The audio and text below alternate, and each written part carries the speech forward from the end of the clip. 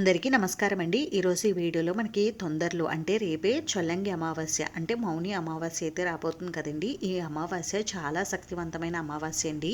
ఈ రోజున ఈ ఒక్క దీపాన్ని పెట్టడం వల్ల మన ఇంట్లో ఎవరైనా మనము కానీ మన ఇంట్లో వారు ఎవరైనా సరే దీర్ఘకాలిక వ్యాధులతో బాధపడుతున్నా లేక ఏవైనా అనారోగ్య సమస్యలతో బాధపడుతూ ఉన్నా వాటన్నిటికీ కూడా చక్కటి పరిష్కారం అయితే ఉంటుందండి.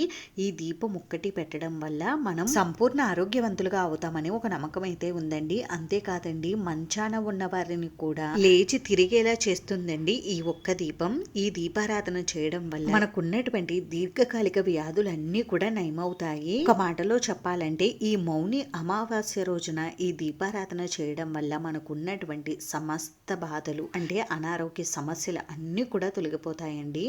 అయితే ఇంతటి శక్తివంతమైనటువంటి దీపాన్ని మనం ఈ రోజు ఎప్పుడు పెట్టాలి, ఎలా పెట్టాలి, ఎక్కడ పెట్టాలి, ఇంకా ఈ రోజు మనకి ఈ దీపం పెట్టుకోవడం కుదరకపోతే మళ్ళీ ఈ దీపాన్ని ఎప్పుడు పెట్టుకోవాలి అనే విషయాలన్నీ కూడా నేను ఈ వీడియోలో అయితే మీకు క్లియర్గా ఎక్స్ప్లెయిన్ చేస్తానండి. అలాగే ఈ రోజు నీటిలో ఈ ఒక్క పదార్థం వేయడం వల్ల మనం కోరుకున్నటువంటి సమస్త కోరికలన్నీ కూడా నెరవేరుతాయండి. ఆ విషయాలన్నీ కూడా నేను ఈ వీడియోలో అయితే మీకు క్లియర్గా ఎక్స్ప్లెయిన్ చేస్తానండి. అందుకని వీడియోని ఎవ్వరు కూడా ఎక్కడ కూడా స్కిప్ చేయకుండా చివరి వరకు చూడండి. అలాగే మన ఛానల్ ఎవరైనా ఫస్ట్ టైం చూస్తూ ఉంటే ప్లీజ్ తప్పకుండా అయితే సబ్స్క్రైబ్ చేసుకోండి. అలాగే లైక్ చేయడం మాత్రం మర్చిపోవద్దండి. ప్రతి మాసంలో వచ్చే అమావాస్యల్లో లక్ష్మీదేవి అమ్మవారిని అయితే ప్రత్యేకంగా పూజించుకుంటూ ఉంటామండి. కానీ ఈ మౌని అమావాస్య అంటే మనకి పుష్యమాసంలో వచ్చే అమావాస్యనే చొల్లంగి అమావాస్య లేదా మౌని అమావాస్య లేదా తయ అమావాస్య అని పిలుస్తూ ఉంటారు. ఈ చొల్లంగి అమావాస్య చాలా శక్తివంతమైనదండి.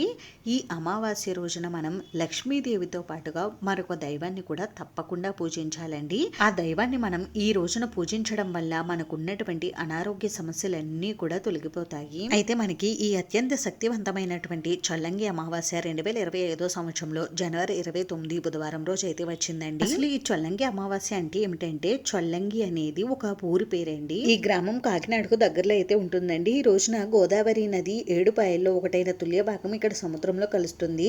అందుకని ఈ రోజున ఇక్కడ నదీ స్నానం అత్యంత పవిత్రమైనదిగా చెప్తారు. ఈ రోజున నదీ స్నానం కానీ సముద్ర స్నానం కానీ ఆచరిస్తే సకల దోషాలు తొలగి ఆరోగ్యం కలుగుతుంది.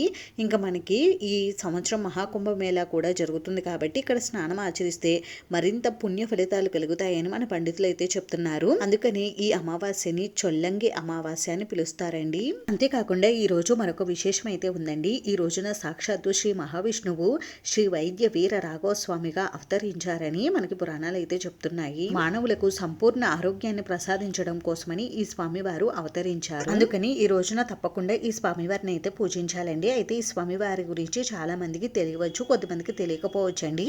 అయితే ఈ స్వామివారి ఆలయాలు కూడా మనకి ఎక్కువగా అయితే లేవండి. ఈ స్వామివారి ఆలయాలు 2 చోట్ల మాత్రమే ఉన్నాయండి. మొదటిది తమిళనాడులోని తిరువల్లూరులో, రెండవది నెల్లూరులో రామ్నగర్ లో అయితే ఉందండి. శ్రీ వైద్య వీర రాఘవ స్వామివారు సకల జీవకోటికి ఆరోగ్యాన్ని ప్రసాదించడానికి అవతరించారు. స్వామివారు శయనించి ఉన్నటువంటి రూపంలో తల కింద ఔషధాల పెట్టెను ధరించి ఉంటారంటండి. అనారోగ్య సమస్యలు ఉన్నవారు ఆ స్వామివారి దేవాలయానికి వెళ్ళి స్వామివారికి దండం పెట్టుకుంటేనే ఎంతటి అనారోగ్యమైనా సరే తొలగిపోయి ఆరోగ్యవంతులు అవుతారట. ఈ స్వామివారి దేవాలయంలో రోగహరిణి శక్తి ఉంటుందంటండి. అందుకని మనం జీవితంలో ఒక్కసారైనా సరే ఆ స్వామివారికి గుడికి వెళితే మంచిది. అందరికీ కూడా స్వామివారి దేవాలయానికి వెళ్ళే అవకాశం ఉంటుంది, ఉండకపోవచ్చు. అందుకని మనం స్వామివారిని ఇంట్లోనే పూజించుకోవచ్చండి. ఈ స్వామివారిని మనం ఈ చొల్లంగి అమావాస్య రోజున పూజించుకుంటే మనకు ఉన్నటువంటి అనారోగ్య సమస్యలన్నీ కూడా తొలగిపోతాయి. అయితే స్వామివారికి ఇంట్లో పూజ ఏ విధంగా చేసుకోవాలి, స్వామివారి చిత్రపటం లేకపోతే ఏం చేయాలి అనే విషయాలన్నీ కూడా ఇప్పుడు తెలుసుకుందామండి. ముందుగా మనం ఈరోజు ఒక దీపం అయితే పెట్టుకోవాలని చెప్పుకున్నాం కదండి. ఆ దీపం కోసం మనం దీపాన్ని ఏ విధంగా సిద్ధం చేసుకోవాలనేది ఇప్పుడైతే తెలుసుకుందాం. ఈ దీపాన్ని పెట్టుకోవడం కోసం ముందుగా ఒక మిక్సీ గిన్నె అయితే తీసుకుని ఇందులోకి మనం కొద్దిగా బియ్యపిండిని అయితే తీసుకోవాలండి. ఈ బియ్యపిండి మరి ఎక్కువ తీసుకోవాల్సిన అవసరం లేదండి. ఒక 2 టేబుల్ స్పూన్లు తీసుకుంటే సరిపోతుంది. ఇంట్లో బియ్యపిండి లేని వారు బియ్యాన్ని కడిగి ఆ బియ్యం బాగా ఆరిన తర్వాత మీరు పిండి పెట్టుకోవచ్చండి. బియ్యపిండి ఉన్నవారు బియ్యపిండి తీసుకోండి. ఆ తర్వాత ఈ బియ్యపిండిలోకి కొద్దిగా పచ్చకర్పూరం, 2 యాలకులు యాలకులు, చిన్న ఎండు కొబ్బరి ముక్క, లేదు అంటే మీ దగ్గర ఎండు కొబ్బరి పొడి ఉంటే కొద్దిగా వేసుకోండి. అలాగే కొద్దిగా బెల్లం తురుము, ఇంకా కొద్దిగా ఆవు నెయ్యి వేసుకుని మెత్తటి పౌడర్లో అయితే బ్లెండ్ చేసుకోండి. ఈ విధంగా అయితే మనం బ్లెండ్ చేసుకోవాలండి దీపం పెట్టుకోవడం కోసం. ఇప్పుడు దీనిని పక్కన పెట్టుకోండి. ఇప్పుడు మనం పూజ కోసం పూజా పీఠాన్ని అయితే సిద్ధం చేసుకోవాలి. అయితే ఈ పూజను మనం పూజా మందిరంలోనైనా చేసుకోవచ్చండి, లేదంటే ఇలా ప్రత్యేకంగా పీఠంలో ఏర్పాటు చేసుకునైనా చేసుకోవచ్చు. అయితే మనకి వైద్య వీర రాఘవ స్వామి వారు ఏ విధంగా ఉంటారనేది నేను ఇక్కడ స్క్రీన్ పైన చూపిస్తున్నాను చూడండి. స్వామివారు ఈ విధంగా అయితే ఉంటారండి. అయితే స్వామివారి చిత్రపటం లేని వారు విష్ణుమూర్తికి సంబంధించినటువంటి ఏ అవతారంలో ఉన్న ఫోటోనైనా మీరు పూజలో పెట్టుకోవచ్చండి. అంటే మనకి స్వామివారు శయనించినటువంటి రూపంలో ఉంటారు కాబట్టి మనం అనంత పద్మనాభ స్వామి వారి ఫోటో కానీ, లేదు అంటే విష్ణుమూర్తి శయనించినటువంటి అంటే లక్ష్మీనారాయణులు ఉంటారు కదండి, ఆ ఫోటో అయినా పెట్టుకోవచ్చండి. అవి ఏమి కూడా మీ దగ్గర లేకపోతే వెంకటేశ్వర స్వామి వారి ఫోటో కానీ, విష్ణుమూర్తికి సంబంధించినటువంటి ఏదో ఒక ఫోటో మన పూజా మందిరంలో ఉంటుంది కదండి, ఆ ఫోటోని అయితే పెట్టుకోండి. నా దగ్గర ఇలా విగ్రహం ఉందండి స్వామివారిది, అందుకని నేను విగ్రహాన్ని అయితే పెట్టుకుంటున్నాను పూజలో. అలాగే వెంకటేశ్వర స్వామి వారి ఫోటోని కూడా పెట్టుకున్నాను. ఇంకా మనం ఏ పూజ చేసినా కూడా ప్రథమ పూజ గణపతికి చేస్తాం కదండి, అందుకని గణపతిని కూడా మనం పూజలో తప్పనిసరిగా పెట్టుకోవాలి. ఈ రోజు శ్రవణ నక్షత్రం కూడా ఉందండి. అలాగే ఈ రోజు అమావాస్య కదండి, అమావాస్య రోజు లక్ష్మీదేవి అమ్మవారిని పూజించినా కూడా మంచి ఫలితాలు కలుగుతాయి. అందుకని స్వామి అమ్మవార్లు కలిపి ఉన్నటువంటి ఫోటోను పూజా మందిరంలో పెట్టుకోండి. ఈ రోజు స్వామి అమ్మవార్లకు పూజ చేస్తే చాలా మంచిదండి. అలాగే శ్రవణ నక్షత్రం కూడా ఉంది కాబట్టి రోజు స్వామివారికి పూజ చేసుకోండి తప్పనిసరిగా. ఇంకా మనం ఇక్కడ ప్రత్యేకంగా దీపాన్ని పెట్టుకోవడం కోసం పిండిని అయితే సిద్ధం చేసుకున్నాం కదండి. ఆ పిండిని ఏదైనా ఒక ఇత్తడిది కానీ, రాగిది కానీ, వెండిది కానీ ప్లేట్ తీసుకుని ఆ ప్లేట్కి ఈ విధంగా 5 చోట్ల గంధం కుంకుమ బొట్లు పెట్టుకుని ఆ పిండిని మనం ఈ ప్లేట్లో అయితే వేసుకోవాలండి. పిండిని ప్లేట్లో వేసుకుని మధ్యలో చిన్న గుంతలా అయితే చేసుకోవాలి. చేసుకుని ఈ గుంతలోకి ఆవు నెయ్యిని మాత్రమే వేసుకోవాలండి. మనం నువ్వుల నూనె కానీ, కొబ్బరి నూనె కానీ వేయకూడదండి. వేస్తే మనకి ఈ పిండి అంతా కూడా తడిగా అయిపోతుంది, అంటే ముద్దలా అయిపోతుంది, పొడి పొడిగా ఉండదు. అంటే నూనె వేయడం వల్ల ఆ నూనెని ఈ పిండి అంతా కూడా అబ్జర్వ్ చేసేసుకుంటుందండి, మనకి దీపం అనేది వెలగదు. అందుకని ఆవు నెయ్యిని మాత్రమే వేసుకోవాలి. ఆ తర్వాత ఈ ఆవు నెయ్యిలోకి ఒక పువ్వు ఒత్తుని వేసుకోవాలండి. ఈ విధంగా ఈ దీపాన్ని అయితే సిద్ధం చేసుకోవాలండి. దీపాన్ని మీ దగ్గర ఉన్నటువంటి పువ్వులతో అందంగా అయితే అలంకరించుకోండి. నేనైతే ఇక్కడ పూజలో స్వామివారి ఫోటోని, విగ్రహాన్ని అన్నిటినీ కూడా నా దగ్గర ఉన్నటువంటి పువ్వులతో అలంకరించుకుంటున్నానండి. ఈ రోజు స్వామివారికి ఎరుపు రంగు పుష్పాలతో పూజ చేస్తే చాలా మంచిదండి. ఇంక ఈ రోజు స్వామివారికి ఈ పూజను ఉదయం వేళల్లో చేసుకుంటే చాలా మంచిదండి. ఒకవేళ ఉదయం పూజ చేసుకోవడం కుదరలేని వారు సాయంత్రమైన ఈ పూజను నిర్వహించుకోవచ్చు. ఒకవేళ ఇంట్లో ఉన్న ఆడవారికి పూజ చేయడానికి కుదరకపోతే ఇంట్లో ఎవరైనా సరే ఈ పూజను చేయవచ్చండి. అలాగే ఇంట్లో ఎవరికైనా బాగోకపోతే అంటే అనారోగ్య సమస్యలు ఉంటే వారి తరపున కూడా మీరు పూజ చేయవచ్చండి. ఇంట్లో ఎవరో ఒకరు ఈ పూజ చేయడం వల్ల ఇంట్లో ఉన్న వారందరికీ కూడా ఆరోగ్యం సరిగ్గా ఉంటుంది. ఇంకా ఈ పూజలో ఈ దీపంతో పాటుగా మనం ఎన్ని దీపాలైనా పూజలో పెట్టుకోవచ్చండి. అంటే 2 కానీ 3 కానీ ఇలా ఈ సంఖ్యలో ఎన్ని దీపాలైనా పెట్టుకోవచ్చు. ఈ దీపారాధన కోసం మీరు ఆవు నెయ్యి కానీ, నువ్వుల నూనె కానీ, కొబ్బరి నూనె కానీ ఏదైనా సరే ఉపయోగించవచ్చండి. 3 ఒత్తులను ఒక ఒత్తులా చేసుకుని దీపారాధన చేసుకోవచ్చు.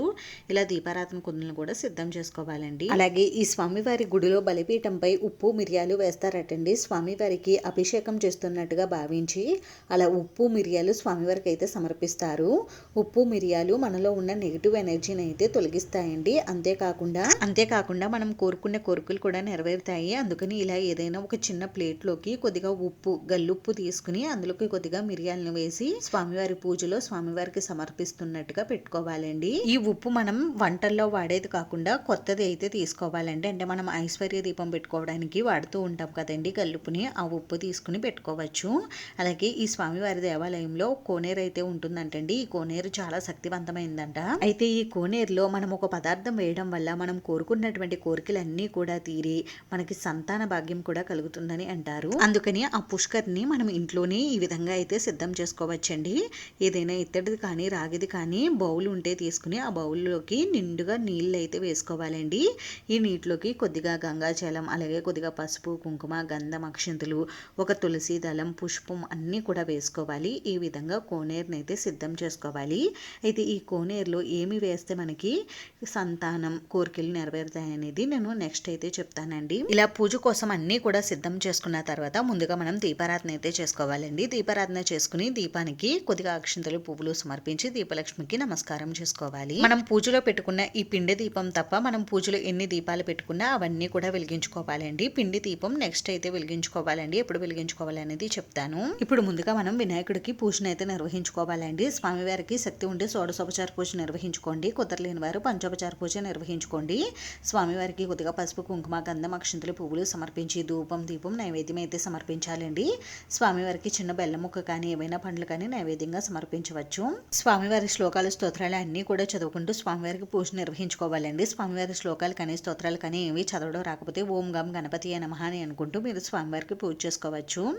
స్వామివారికి పూజ అంతా కూడా పూర్తయిన తర్వాత నైవేద్యం సమర్పించి కర్పూర నీరాజనం అయితే సమర్పించాలండి. ఈ విధంగా గణపతికి పూజను అయితే నిర్వహించుకోవాలి. గణపతి పూజ పూర్తయిన తర్వాత ఇప్పుడు మనం ఈ పిండి దీపాన్ని అయితే వెలిగించుకోవాలండి. పిండి దీపాన్ని వెలిగించుకుని దీపం దగ్గర కొద్దిగా పసుపు, కుంకుమ, గంధం, అక్షింతలు, పువ్వులు సమర్పించి ఈ దీపానికి నమస్కారం చేసుకోవాలి. ఇప్పుడు లక్ష్మీనారాయణులకి పూజను అయితే నిర్వహించుకోవాలండి. ముందుగా 2 అక్షింతలు, పుష్పాలు తీసుకుని స్వామి అమ్మవారి పాదాల దగ్గర ఉంచి స్వామి అమ్మవార్లకు ఆహ్వానం పలకాలి.